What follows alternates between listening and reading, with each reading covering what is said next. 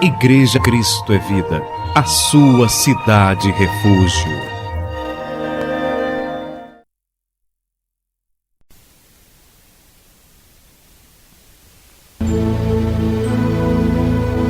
Esta é a terceira mensagem sobre o tema: na sua casa há prosperidade e riqueza.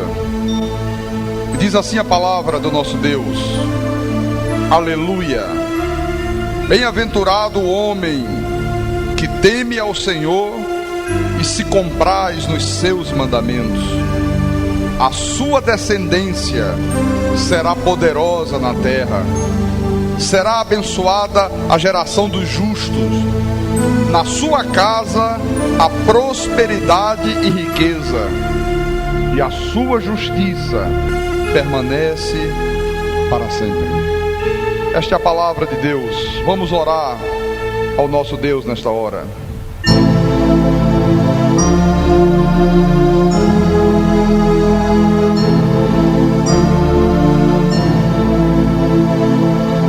Senhor Jesus Cristo, Pai querido, Pai amado, a Tua palavra diz: bem-aventurado o homem que teme ao Senhor e que se compraz nos seus mandamentos. Nós só podemos temer a Deus, só podemos sentir paixão, prazer pela Tua palavra, quando o Teu Espírito Santo ilumina os olhos do nosso coração e nos faz compreender a Tua palavra mediante revelação. Porque é exatamente a revelação, meu Senhor, que cria em cada um de nós uma paixão pela palavra. E é este conhecimento que vem de Deus que faz nascer dentro do nosso coração um temor reverencial, o agiasmo, uma vida de santidade, uma vida afastada do que é profano. É este conhecimento profundo, pleno da Tua verdade, que nos faz pessoas habilitadas a viver uma vida por fé, confiando naquilo que está escrito, obedecendo aos Teus mandamentos, aos Teus decretos, aos Teus desígnios preestabelecidos. E como consequência, nós desfrutamos das promessas. Na nossa casa haverá prosperidade e riqueza. Queremos que nesta noite, mais uma vez, o Teu Santo Espírito que nós habita para sempre, venha, Senhor, nos dar entendimento ainda mais profundo sobre este tema, para que nós venhamos a desfrutar dessas verdades, para que tenhamos uma vida, meu Senhor, em de acordo com aquilo que a Tua palavra diz que nós temos que viver. Que tudo seja para a glória, para a honra e para o louvor do santo nome de Jesus. Então fala-nos através do Teu Espírito nesta noite, Santo Deus, porque nós estamos de mente desarmada, de coração aberto, para ouvir a Tua voz e para nos submetermos ao Teu mandar, em nome de Jesus, em nome do Senhor, e que todos que creem digam amém e amém. Então, meus amados irmãos, minha família espiritual, povo santo, sacerdócio real, esta é a terceira mensagem que Deus me impulsiona, porque Ele é quem realiza em nós o querer e o realizar, a trazer para a igreja sobre o tema: na sua casa a prosperidade e riqueza. Eu tenho meditado durante esses dias o quanto é importante para a vida de um homem, de uma mulher, ter na sua casa prosperidade e riqueza. Você sabe que nós vivemos no Brasil atualmente dias muito difíceis. O nosso país atravessa uma das maiores crises que ele já enfrentou em toda a sua existência. O país está passando por uma depressão, uma recessão econômica violentíssima. Nunca os níveis de desemprego alcançaram patamares tão altos como os que alcançam neste momento da nossa nação. Ainda hoje, ao meio-dia, eu assisti ao telejornal e via que há hoje em Brasília manifestações em frente ao Congresso Nacional, os desempregados, os sem teto, os sem terra. Olha, tem gente de todos os tipos aí passando necessidade. E eu meditava sobre isso, e logo o Espírito me mostrou que esta vida de necessidades, esta vida de carências, esta vida de muito sofrimento, esta vida de grandes frustrações que uma grande parte do povo brasileiro tem passado, é inconsequência de viver uma vida distanciada de Deus. Muitos ainda estão mortos em delitos e pecados, e quando você ainda está morto em delitos e pecados, você não pode desfrutar dos benefícios de Deus. Todavia, meus irmãos amados, o que muito me preocupa é que a mesma situação, a mesma vida sofrida que muitos ímpios estão vivendo lá fora, tem também sido vivida por aqueles que hoje estão dentro da igreja de Jesus. E aí é que a coisa não pode continuar assim, porque a partir do momento que você recebeu vida, você estava morto em delitos e pecado, Ele nos deu vida, diz a palavra. A partir do momento que você conhece a Bíblia, que você passou a conhecer Jesus, que você passou a conhecer quais são os teus direitos, você não pode mais viver uma vida igual ao dos ímpios que não conhecem a verdade de Deus. A tua vida tem que ser de acordo com aquilo que diz a Escritura. Ou seja, tu tens que viver uma vida de temor reverencial a Deus. Você tem que se comprazer na palavra. E como resultado disso, na tua casa tem que haver o quê? Prosperidade e riqueza. E aí vem a pergunta: pastor, por que razão a grande maioria dos crentes, aqueles que estão dentro da igreja, que congregam numa igreja, que tem Bíblia, que participam de culto, que louvam a Deus, que oram, que fazem isso, que fazem aquilo, não vive esta prosperidade, esta riqueza? Aonde está o erro? Aonde está o problema? É Deus que falha ou os crentes estão falhando? Irmãos, Deus nunca falha. Deus não falha.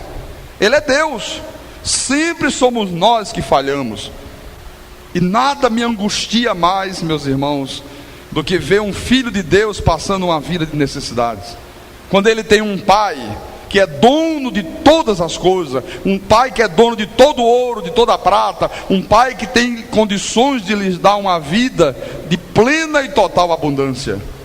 Mas Deus, Ele só pode fazer isso na vida de um filho dele, quando o seu filho está enquadrado, está inserido dentro desse contexto que o salmista nos apresenta aqui.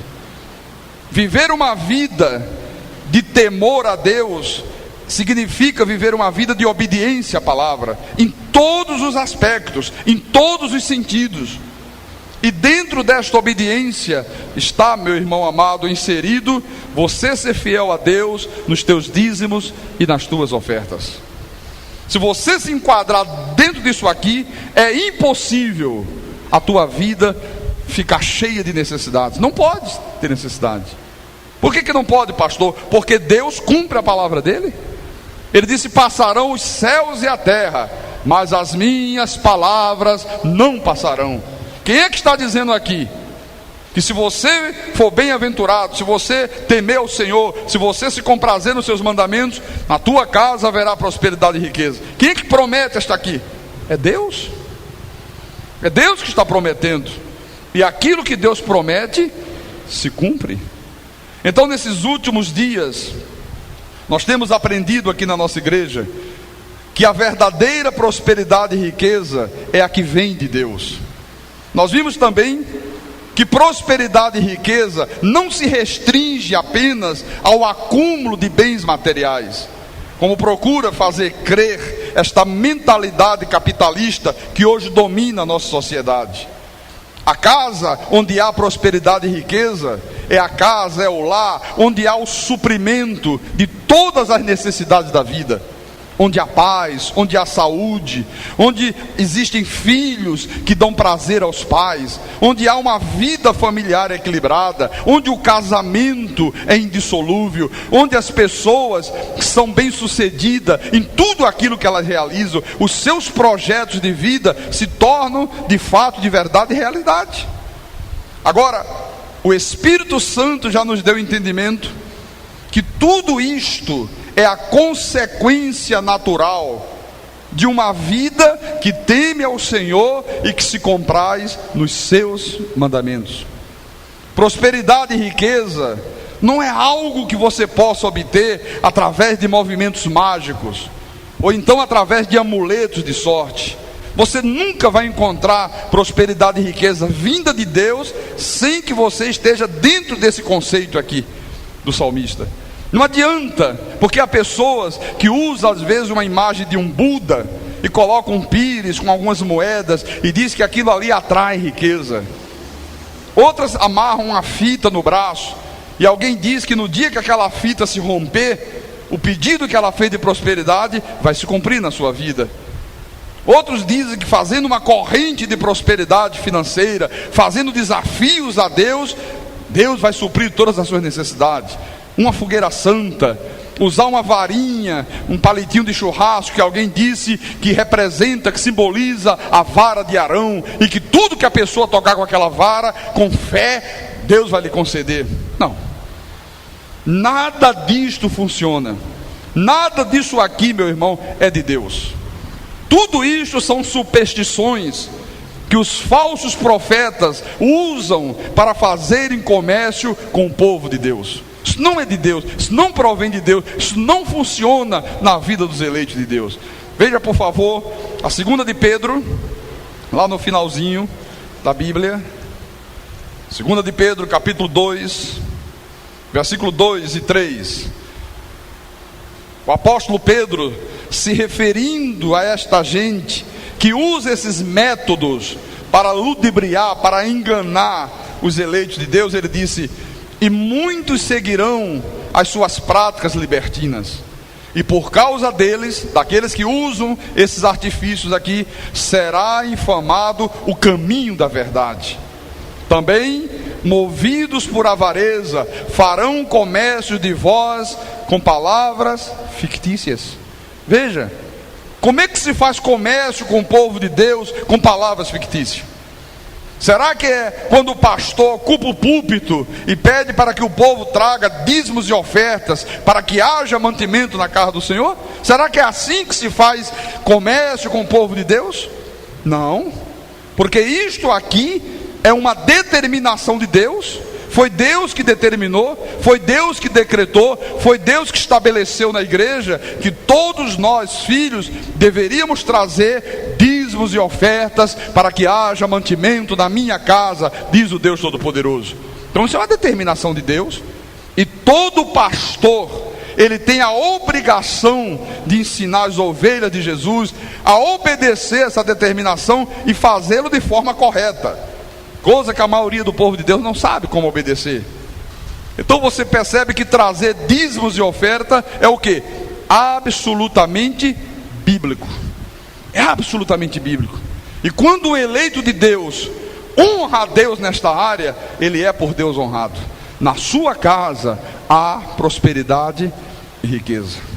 Agora, quando alguém induz uma pessoa a trazer ao templo, ou algum lugar que se chama igreja, que tem o nome de igreja, uma oferta de sacrifício, às vezes exigindo que a pessoa traga o salário do mês, às vezes dá as suas joias, seu videocassete, a sua poupança, fazendo aquela pessoa acreditar que desta forma Deus vai atender os seus pedidos, Deus vai atender as suas necessidades. Isto é fazer comércio com o povo de Deus com palavras fictícias.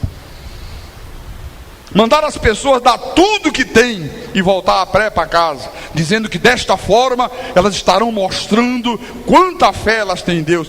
Isto aqui é fazer comércio com o povo de Deus com palavras fictícias. E veja o que Judas disse acerca dessa gente.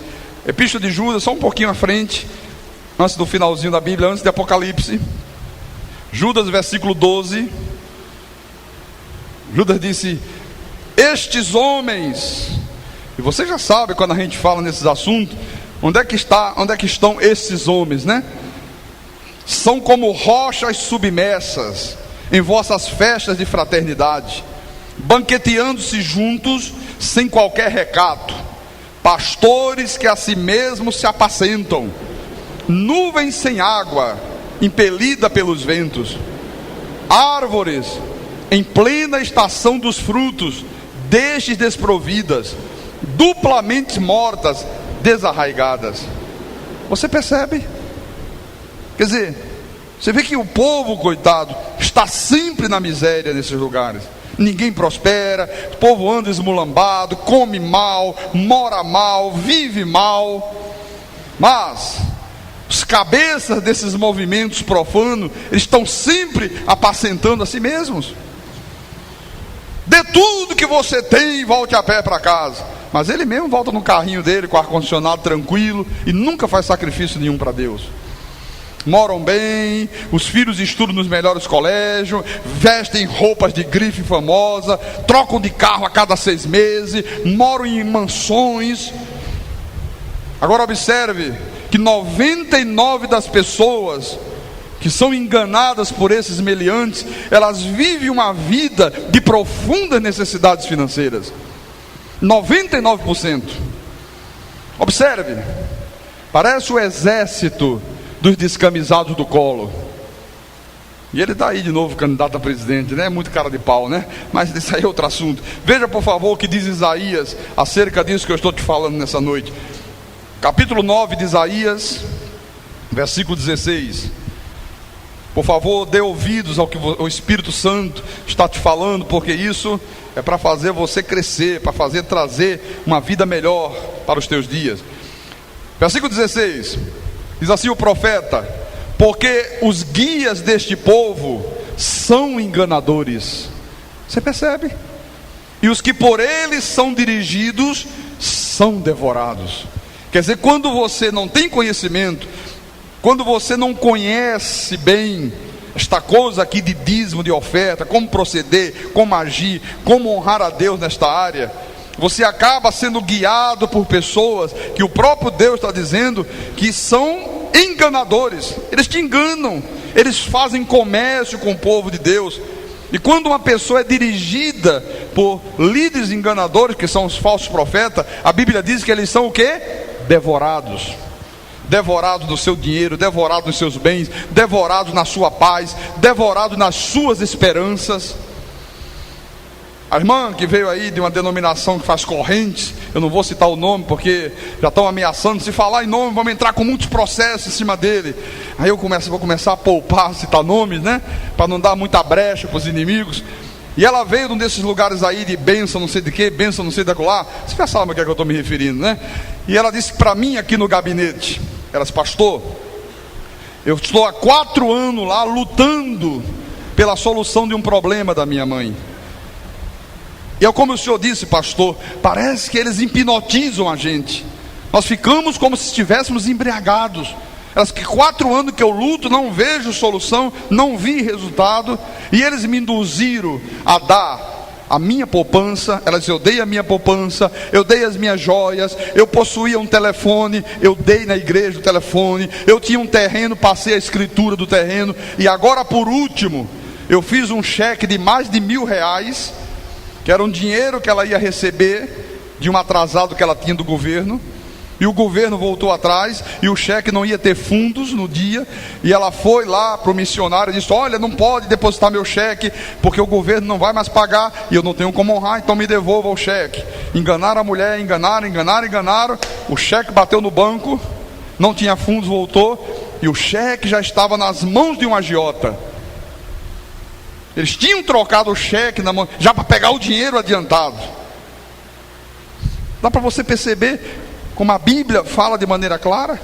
Os guias deste povo são enganadores, e os que por eles são dirigidos são devorados.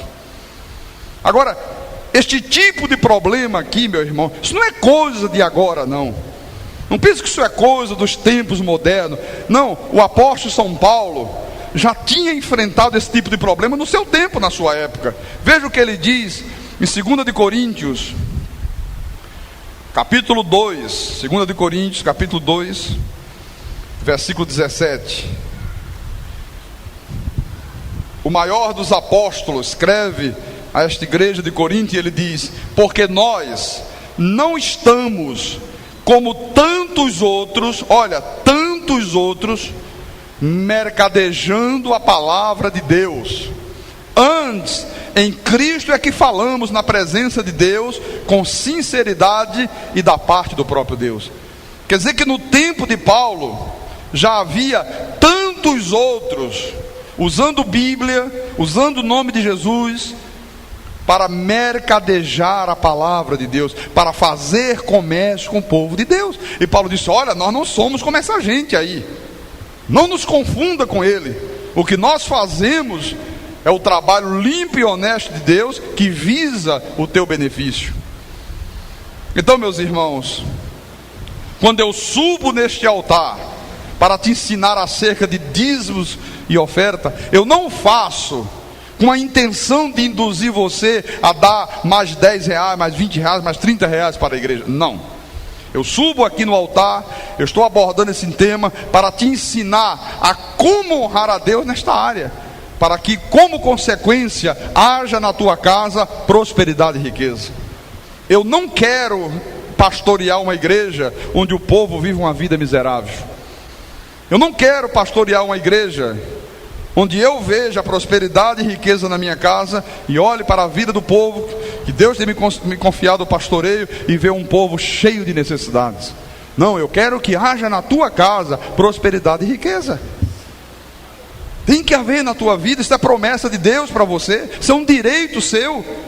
Mas eu, como pastor constituído por Deus, desde antes da fundação do mundo, eu tenho a obrigação de te ensinar como honrar a Deus de maneira correta, no que diz respeito a isto aqui. Por favor, nunca me compare com essas águias que estão aí fora espoliando o bolso do povo, porque senão você estará me ofendendo terrivelmente. Quem te fala sobre este assunto é um homem que é um chefe de família, que é um marido exemplar, um bom pai, um homem que nunca defraudou ninguém, um homem honesto em todas as suas atitudes e, acima de tudo, um homem que tem temor a Deus e que ama a verdade da palavra de Deus.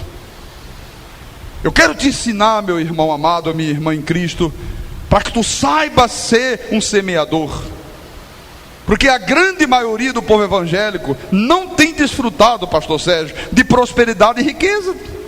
E por que não tem desfrutado? Irmão, porque nós fomos educados pelo sistema religioso a ver Deus como se fosse um Papai Noel. Quando as pessoas vêm à igreja, a primeira coisa que elas fazem é já vir pensando: o que eu posso receber de Deus? É o pensamento de todos os crentes. Se dirige para ir à igreja, já vem de casa: o que Deus vai ter para me dar? O que eu posso receber de Deus? O que eu posso usufruir da igreja? Uma bênção, uma cura, um milagre, uma libertação, um aumento de salário. Nós temos que mudar esta mentalidade, meus irmãos. Está errado, isso é um erro. Pensamento correto quando você vem à igreja é: o que eu tenho para dar a Deus? O que eu tenho para dar a Deus? O meu louvor, a minha adoração, a minha vida, os meus talentos. Quais são os talentos que eu tenho, que eu posso usar em benefício da obra de Deus, que eu posso ofertar a Deus? Eu tenho talento para cantar, eu tenho talento para tocar um instrumento, eu tenho talento para evangelizar, eu tenho talento para pintar uma parede, eu tenho talento para ser professor de uma escolinha dominical.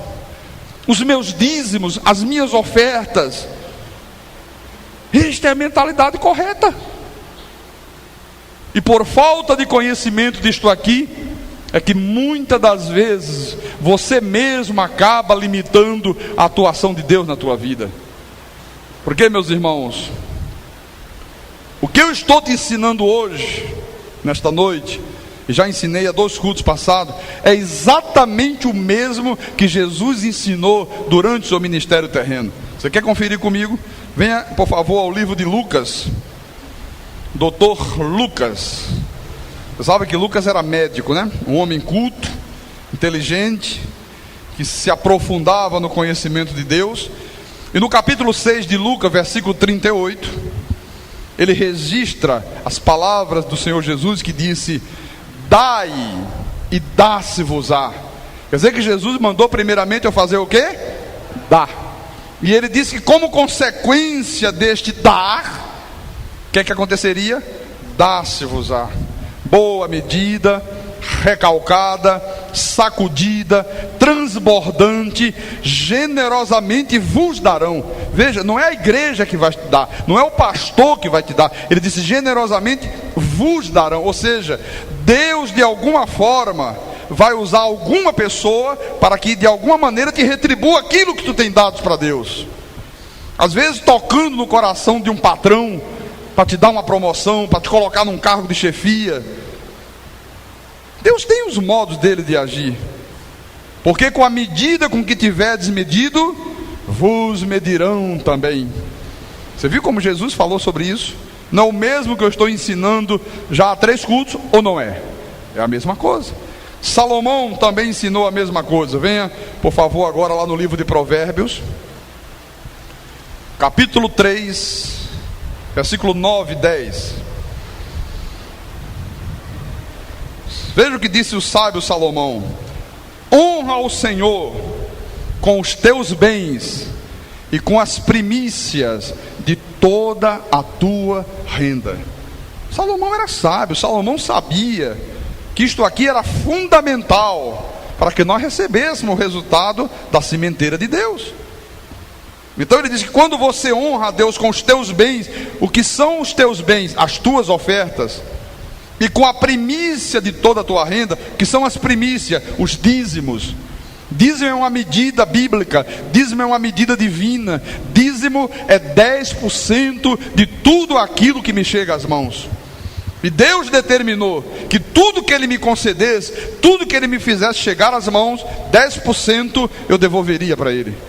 Tudo é dele, 100% é dele. Ele apenas me dá o direito de utilizar. O teu salário é Deus que te deu. Os teus bens, o teu automóvel, a casa que você mora, tudo que você tem, foi Deus que te deu, mas é de Deus. Mas Ele determinou que 10% eu deveria devolver para Deus. 10% da minha renda bruta, 10% do resultado final da minha empresa. E qual é a consequência disso para a minha vida, pastor? O versículo 10 responde. Salomão disse: olha, querido, se você fizer isso, se encherão fartamente os teus celeiros. Quer dizer, é a provisão de Deus. É Deus suprir as tuas necessidades. É você ter direito para pagar o teu aluguel no final do mês. É você ter condições de ter a tua casa própria. É você ter o teu automóvel. É você poder comprar roupas. É você ter o direito de viver uma vida digna. E transbordarão de vinho os teus lagares. Resumindo, está aqui o que é: haverá na tua casa prosperidade e riqueza. Paulo ensinou a fazer o mesmo. Veja, já mostrei para você Jesus ensinando, Salomão ensinando, e agora eu vou te mostrar o apóstolo Paulo. 2 Coríntios, capítulo 9, versículo 6 em diante. São Paulo disse: e isto afirmo: aquele que semeia pouco, pouco também ceifará. E o que semeia com fartura, com abundância também ceifará. Isto é uma regra, meu irmão, elementar. Isto aqui, até na agricultura é assim. Se você planta lá 10 caroços de milho, quantos pés de milho vão nascer? Provavelmente 10, se não morrer nenhuma das sementes, 10 caroços de milho. Se o outro irmão vai lá e planta 100 caroços de milho, quantos vão nascer? 100 pés de milho. Quem vai ter um resultado melhor? Quem plantou 10 ou quem plantou 100? Quem plantou 100. Na vida espiritual, no que tange a dízimos e ofertas, é a mesma coisa. Quem semeia pouco, quem é avarento, quem não crê nestas verdades, quem não acredita no resultado da sementeira de Deus, também vai ceifar pouco. Mas aquele que crê, aquele que acredita nas promessas, aquele que faz por amor a obra de Deus, ele está sempre querendo dar mais e mais e mais e mais e mais e mais para Deus. Sempre. Qual é o resultado? Com abundância também ceifará. Cada um contribua segundo tiver proposto no coração, não com tristeza ou por necessidade. Quer dizer, você não pode dar a tua oferta a Deus nem com tristeza. Não adianta você dar hoje e daqui a meia hora, poxa, eu dei, sabe? Puxa vida, né, que está me fazendo falta. Podia usar aquele dinheiro que eu dei lá na igreja, né, para comprar uma roupa nova, um objeto para casa, e eu dei, mas agora já está dado, sabe? Fiquei até triste. Puxa, não adianta, irmão, tu não vai receber resultado nenhum de Deus disso aí. Mas ele disse, nem por necessidade. Há pessoas que só semeiam na igreja, só dão oferta se o pastor passar 2 horas contando as necessidades da igreja. Aí a pessoa fica sensibilizada. Irmão, tem igrejas aí que eu já ouvi colegas meus de ministério dizer, pastor, eu já chorei no altar pedindo oferta, vendo instante a hora a igreja fechar as portas e as pessoas sem ajudarem, pastor. Eu tenho que chorar no altar e o povo veio e ajudou. Irmão, quem procede desta forma não ama a Deus. É preciso a televisão mostrar a imagem de crianças gritando de fome, de pessoas morrendo, para que algumas pessoas se sensibilizem e deem alguma migalha para elas, e é sempre em troca de fazer uma publicidade, é sempre visando tirar um proveito. Isso não funciona com Deus. Paulo disse, porque Deus ama a quem dá com quê? Com alegria. Você tem que ter alegria em ajudar a Deus, meu irmão. Quando você dá a tua oferta, tem que ser motivo de alegria para você, tem que ser motivo de regozijo, de contentamento espiritual. Deus pode fazer-vos abundar em toda a graça, a fim de que, tendo sempre, em tudo, olha, em tudo, ampla suficiência, superabundeis em toda boa obra. Está aqui a verdade. Creia nisto aqui, coloque em prática isto aqui, e você verá o resultado, meu irmão, na tua vida de uma maneira maravilhosa. Atos dos Apóstolos, capítulo 20, versículo 35. É Paulo que fala isto aqui, e ele lembra dos ensinamentos de Jesus. Diz assim a palavra: tenho-vos mostrado em tudo que, trabalhando assim, é mister socorrer os necessitados e recordar as palavras do próprio Senhor Jesus, que disse: mais bem-aventurado é dar do que receber. Olha as palavras de Jesus que Paulo se recordou. Olha, gente, Jesus disse que mais bem-aventurado é dar do que receber. Por que mais bem-aventurado é dar do que receber, irmão? Porque se você só recebe, um dia você para de receber. Mas na hora que eu dou para Deus, eu sempre vou ter o resultado da semente que eu plantei. Porque dízimos e ofertas são sementes, que quando plantadas na sementeira de Deus, no devido tempo, dará o bom fruto para você.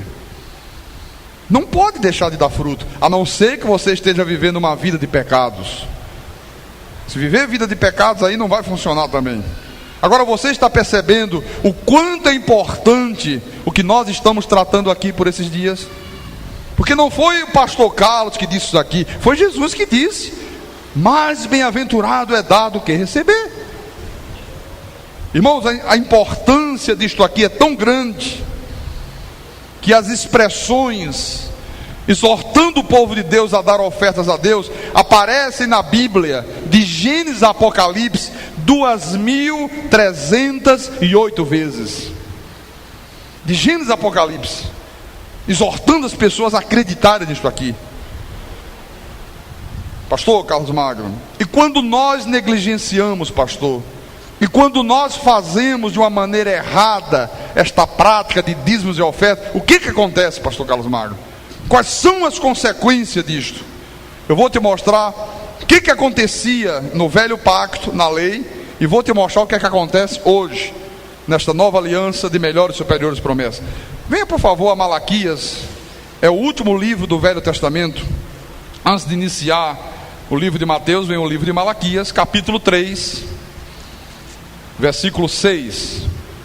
O Senhor diz assim: porque eu, o Senhor, não mudo. Diga, Deus não muda.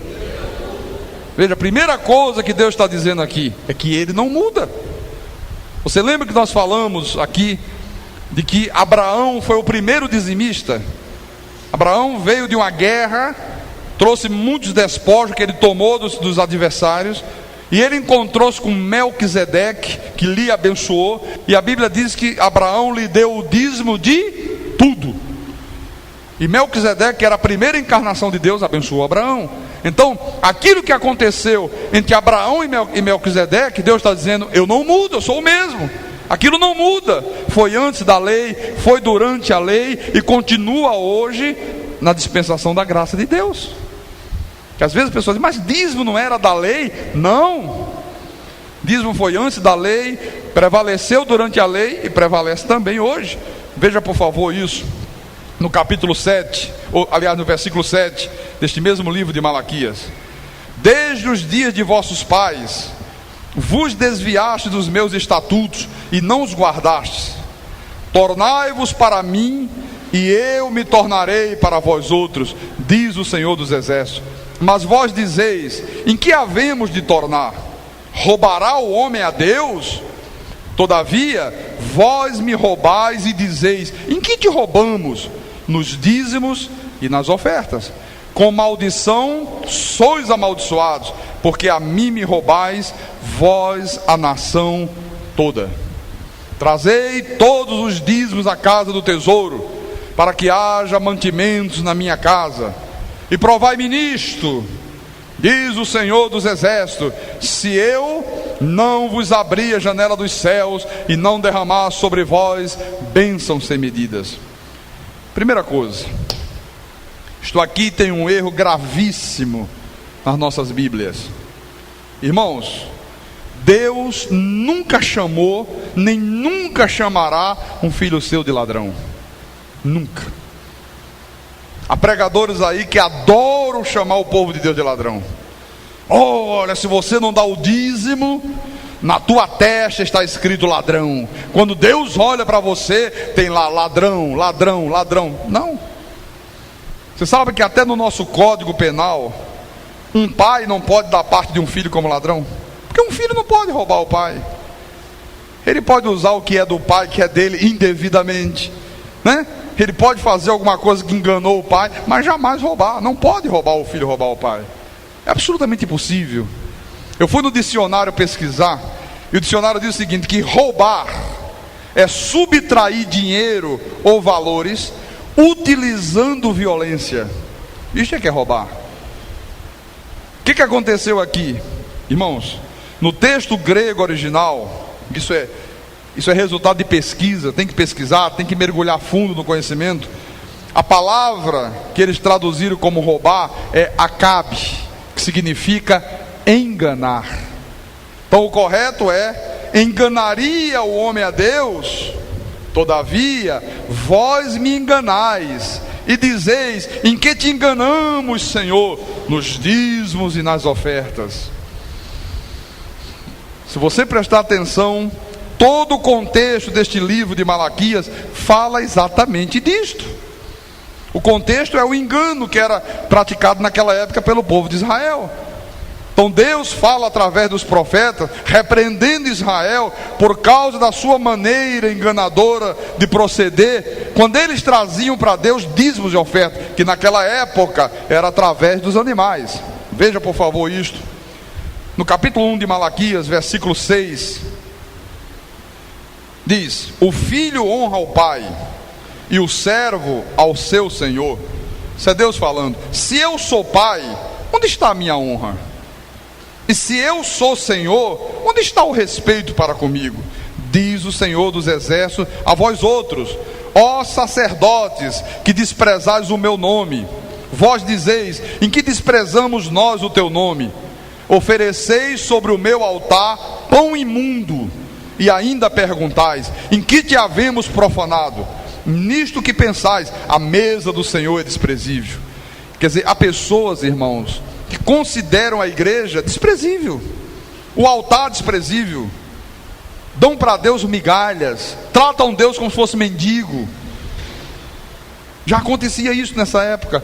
Olha como é que os antigos faziam. Versículo 8: quando trazeis animal cego para o sacrificardes, não é isso mal? E quando trazeis o coxo ou o enfermo, não é isso mal? Ora, apresenta-o ao teu governador. Acaso terá ele agrado em ti e te será favorável? Diz o Senhor dos Exércitos. Agora, pois, suplicai o favor de Deus, que nos conceda a sua graça. Mas com tais oferta nas vossas mãos, aceitará ele a vossa pessoa? Diz o Senhor dos Exércitos. Como é que era procedido este engano? Por que eles enganavam o pastor quando levavam animal coxo, cego, enfermo? Por que eles estavam enganando? Eu vou te mostrar. Venha rapidamente no livro de Levítico, lá no Velho Testamento, Levítico capítulo 22. É importante você conferir isso na tua Bíblia, para que você tenha, a tua mente bem esclarecida acerca dessa coisa. Levítico capítulo 22, versículo 21. Veja o que dizia a lei, isso era a exigência da lei. Quando alguém oferecer sacrifício pacífico ao Senhor, quer em cumprimento de voto, ou como oferta voluntária, do gado ou do rebanho, o animal deve ser sem defeito, para ser aceitável. Nele não haverá defeito nenhum. O cego, ou aleijado, ou mutilado, ou o ceroso, ou sarnoso, ou cheio de impinges, não os oferecereis ao Senhor, e dele não poreis oferta queimada ao Senhor sobre o altar. Versículo 25: também da mão do estrangeiro nenhum desses animais oferecereis como pão do vosso Deus, porque são corrompidos pelo defeito que há neles, não serão aceitos a vosso favor. Agora volte para Malaquias, capítulo 1, versículo 13. E dizeis ainda: que canseira, e me desprezais, diz o Senhor dos Exércitos. Vós ofereceis o dilacerado, e o coxo, e o enfermo, assim fazeis a oferta. Aceitaria isso da vossa mão? Diz o Senhor. Pois maldito seja o enganador, olha, o enganador que está me enganando, que tendo um animal sadio no seu rebanho, promete e oferece ao Senhor um defeituoso. Porque eu sou grande rei, diz o Senhor dos Exércitos, o meu nome é terrível entre as nações. Veja, a lei dizia: quando alguém quiser ofertar a Deus, vai trazer uma ovelha, vai trazer um cabrito, vai trazer um boi, não pode ter defeito, tem que ser macho, tem que ter no mínimo um ano. O que eles faziam? Eles transgrediam essas determinações de Deus. Levava o animal com menos de um ano. Por que levava com menos de um ano? Porque quando o animal atingia um ano de idade, era exatamente a hora que ele podia ser levado para ser vendido, e ia gerar um bom dinheiro para aquele proprietário. Se ele pegasse um filhotezinho que nasceu, não tinha gasto nada ainda, não tinha alimentado o animal, aí, sabe, era aquela oferta fraquinha para Deus. Quando tinha um animal doente, cego de um olho, um animal paralítico, que se levasse para o mercado, ninguém queria, para vender o preço ia ser lá embaixo. Eles: não, isso aqui a gente leva para Deus. E tentavam enganar Deus desta forma. Deus disse: olha, maldito seja o enganador. Deus disse: olha, com essas ofertas nas vossas mãos, serei eu porventura favorável a vocês, se vocês não me honram? Ele disse: olha, apresenta isto ao teu governador e vê se ele vai se agradar de você. Deus estava dizendo: olha, se os homens não aceitam ser tratados desta forma, imagine eu que sou Deus. Você lembra que eu falei aqui o exemplo do aniversário do meu filho? A pessoa foi lá, levou um shampoozinho, e era uma pessoa que tem uma vida financeira muito boa. Eu digo: caramba, mas com essa atitude aí, isso não é uma atitude de uma pessoa que tem honra, que tem amizade, que tem respeito. Agora, é assim que Deus se sente. Agora, como é que alguém pode enganar a Deus hoje, desta forma? Não trazendo os dízimos para a igreja, não dando o dízimo como ele deve ser dado. Eu vejo muitos crentes: não, mas eu acho que o dízimo não deveria ser do bruto, Eu deveria primeiro pagar tudo que eu tenho que pagar. Se sobrar alguma coisa, aí eu dou o dízimo do que sobrou. Não é assim. Dízimo é a primícia. Primícia significa os primeiros frutos. Quando você recebe o teu salário, meu irmão, primeira coisa é 10% para Deus. Você tem um comércio, você tem uma empresa qualquer, a tua empresa faturou 20 mil, 30 mil, 10% é de Deus. Não é para tirar primeiro os impostos, a folha de pagamento e não sei o que, e no final das contas, não, sobrou aqui 5, eu vou dar 10% para Deus. Este é o enganador.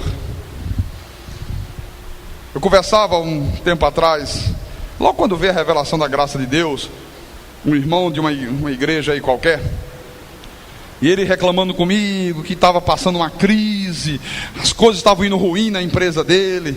E eu comecei a falar de Deus para ele. Eu digo, vem cá, você é fiel a Deus nos dízimos? Ele, sou, pastor, claro que eu sou.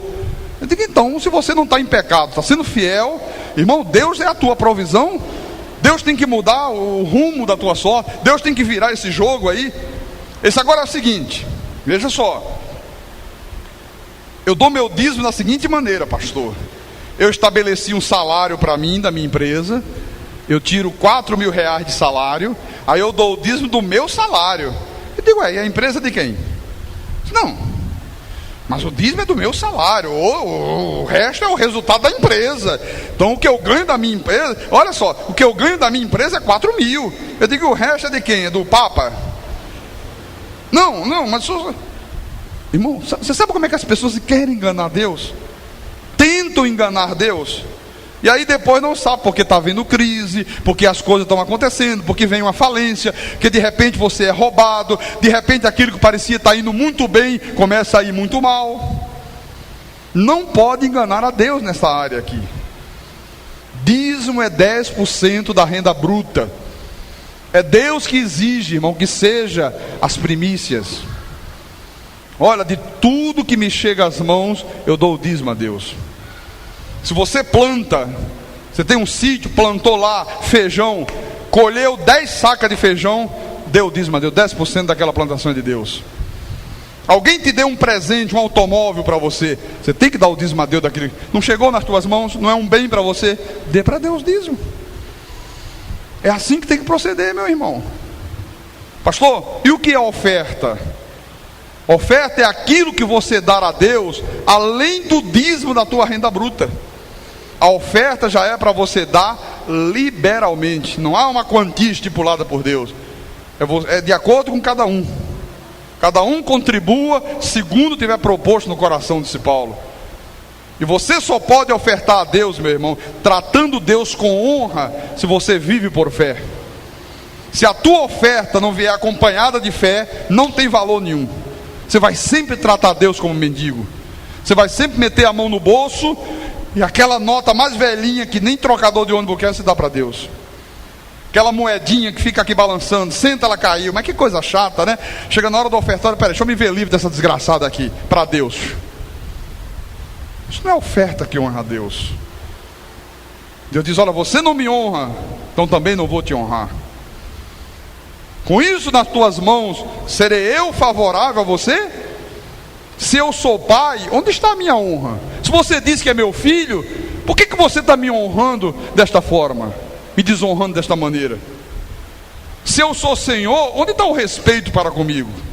Você vê que Deus considera esse tipo de atitude um desrespeito. E aí as consequências vêm quando não há na tua casa prosperidade nem riqueza. Quando você é uma pessoa avarenta com a obra de Deus, olha, você está trazendo animal cego, animal coxo, animal enfermo. Isto é mal aos olhos de Deus. Deus não aceita, irmão, isto. Ou você dá o melhor para Deus, olha, ou então não dê nada. Pastor, mas como é que não haverá prosperidade e riqueza na minha casa? Porque o devorador não será repreendido. Deus não vai repreender o devorador. Você vê que ele diz em Malaquias, maldito o enganador, que tendo macho, oferece um defeituoso. Se você vê a igreja passando uma necessidade, o pastor fala, o pastor exorta, o pastor conclama as pessoas, e o pastor diz: irmãos, se você puder domingo, nós temos um aluguel na segunda-feira, traga uma oferta de R$100, você que tem um bom emprego, você que tem uma empresa, você que pode dar uma oferta maior, porque há irmãos que não podem fazer isso, só pode ajudar com uma oferta pequena, e você tem condições de fazer, e não faz. Deus está dizendo: você é um enganador, você está me enganando, você está querendo me ludibriar. Este é o enganador. Sabe aquela pessoa que poderia dar 200, 300? Ela, não, 50 está muito bom. A maioria da turma aí dá 10, dá 5, né? Eu dando 50 já estou fazendo muito. E Deus: não, você está mostrando que você está me enganando, porque eu sei a tua capacidade, eu sei o quanto você poderia ter dado. Este é o enganador que a Bíblia diz. Eu até me lembro de Ananias e Safira, em Atos dos Apóstolos, capítulo 5. Atos 5. Vamos bem rápido. O tempo está se esgotando rapidamente. A igreja estava sendo iniciada, estava sendo implantada. As pessoas traziam as suas ofertas, né?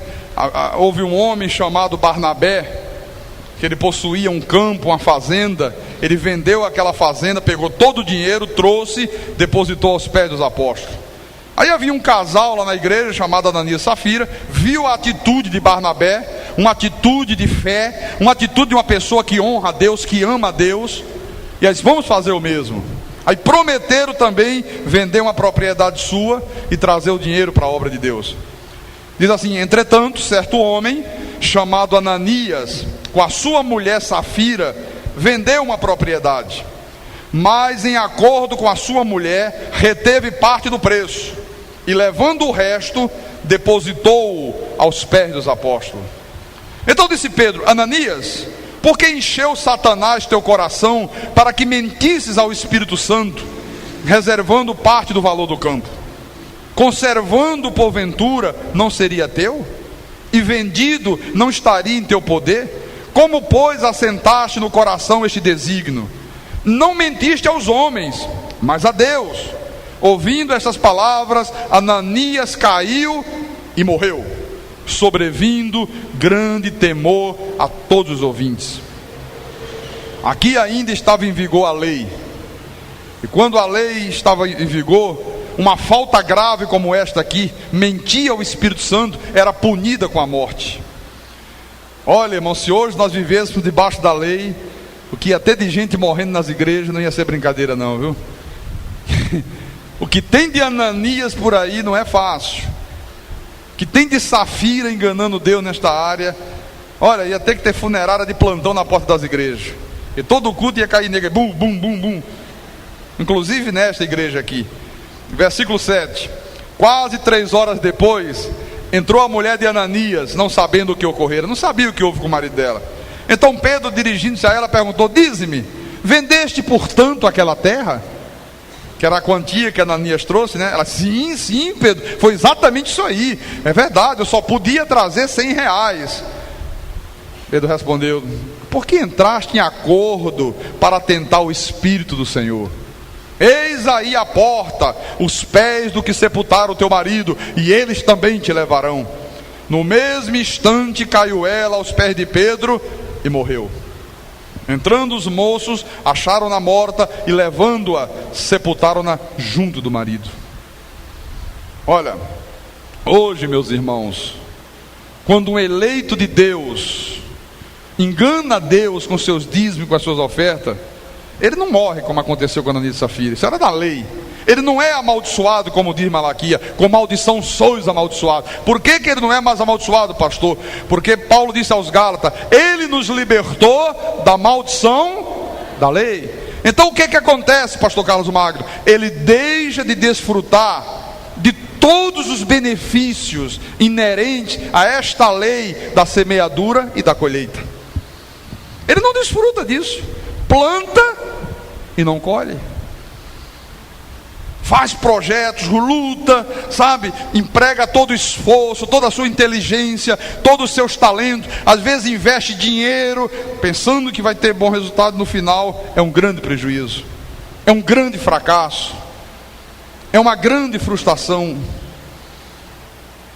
Estava ouvindo um testemunho do irmão que ele dizia o seguinte: pastor, eu tenho um supermercado, quando eu me converti, comecei a ser fiel a Deus, até quando eu conseguia desconto numa compra para o supermercado, daquele desconto eu dava o dízimo para Deus. Se eu ia comprar sacas e sacas de feijão, e o preço que o vendedor estava pedindo era 10 mil reais, e eu pichinchava, comprava por 8, eu dizia: poxa, Deus me deu 2 de lucro. Daqueles 2, digo, dízimo é de Deus, foi Deus que me concedeu, foi Deus que possibilitou essa coisa. Que fidelidade a Deus, hein, irmãos? E ele dizia: olha, pastor, sempre os meus negócios prosperaram, sempre multiplicou. Hoje ele é dono de uma grande rede de supermercado lá no estado da Bahia. Agora, pastor, como é que fica o problema, pastor Carlos Magno, dos ímpios que não servem a Deus e prosperam? Porque tem gente aí ímpia, pastor, que não serve, não é fiel a Deus, não honra a Deus e prospera. Bem, nós já vimos aqui que uma coisa é você adquirir bens materiais, outra completamente diferente é você ter na tua casa prosperidade e riqueza vinda da parte de Deus. Você já sabe disso. Prosperidade e riqueza é o conjunto de bens que Deus nos concede. Não é só dinheiro, não é só uma casa, não é só o automóvel, é a saúde, é a paz, são os teus filhos convertidos, é o teu casamento edificado sobre rocha, é você ter uma vida equilibrada, uma família feliz. Tudo isso é prosperidade e riqueza. Então, os ímpios, eles prosperam, é verdade, mas apenas nos bens materiais. O ímpio, às vezes, ele consegue muita riqueza, mas não tem paz, não tem saúde, casamento se esboroa, os filhos são problemáticos, são pessoas vazias, são pessoas frustradas, são pessoas que às vezes, apesar de muito dinheiro, chegam até a dar tiro na cabeça, acabam com a própria vida, vivem uma vida de muito desgosto. Nós poderíamos dar aqui milhares e milhares de exemplos no nosso país, mas não precisa, você já conhece. Agora, o importante que eu quero que você saiba é que os ímpios, quando eles adquirem prosperidade no que tange aos bens materiais, é sempre à custa da exploração, é sempre à custa da mentira, é sempre à custa da injustiça, é sempre à custa da desonestidade. É sempre desta forma. E eu vou te provar isso no livro de Jeremias, Jeremias capítulo 5. Jeremias 5, versículo 27. Diz assim a palavra: como a gaiola cheia de pássaros, são as suas casas cheias de fraude, por isso se tornaram poderosos e enriqueceram. Todo ímpio, quando prospera, passa a ter muito dinheiro, muitos bens materiais, é sempre desta forma: fraude, engano, injustiça, desonestidade. Então, meu irmão, minha irmã em Cristo Jesus, se na tua vida ainda não está havendo prosperidade e riqueza, se Deus ainda não está suprindo as tuas necessidades, é porque talvez você ainda não esteja com a tua vida enquadrada dentro destas regras de Deus, dentro desses decretos de Deus. E Deus está exortando pessoas nessa noite a tornarem para Ele outra vez. Ele disse ao povo de Israel, enquanto estava enganando a ele: tornai-vos para mim, e eu tornarei para vós outros. Tornai-vos para mim significa: voltem a ser obedientes, voltem a me honrar, e eu também honrarei a vocês outra vez, eu também serei favorável outra vez a vocês. Tornar a Deus é você voltar a ter uma vida de temor reverencial ao Senhor. Porque a palavra de Deus diz: feliz é o homem que teme ao Senhor e se compraz nos seus mandamentos. Na sua casa há prosperidade e riqueza. O salmista disse: do trabalho das suas mãos comerás, feliz serás e tudo te irá bem. Se você quer viver uma vida feliz, se você quer desfrutar dos frutos do teu trabalho, se você quer comer o resultado do teu esforço, das tuas lutas, do teu trabalho, da tua empresa, dos teus projetos, te enquadre dentro disso aqui. Tudo te irá bem. Pode vir crise, pode vir recessão econômica, pode o Brasil virar de cabeça para baixo, tudo te irá bem, meu irmão, porque Deus será a tua provisão. Deus será a tua provisão. Deus vai suprir você. Deus vai fazer com que tudo que você põe a mão prospere, e você verá prosperidade e riqueza na tua casa, em nome de Jesus. Amém?